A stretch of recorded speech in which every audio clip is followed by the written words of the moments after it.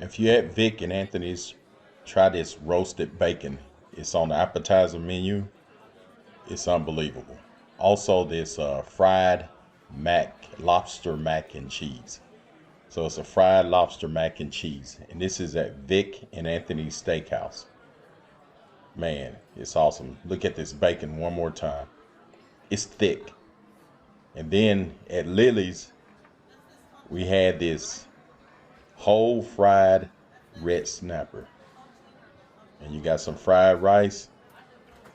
And this red snapper is, man, this been an eating weekend. This is our last weekend eating out like this.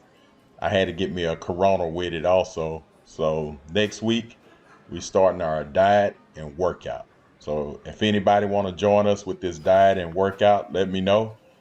I got to knock down 25 pounds at least, because we got to get ready for vacation after all this Corona stuff is over.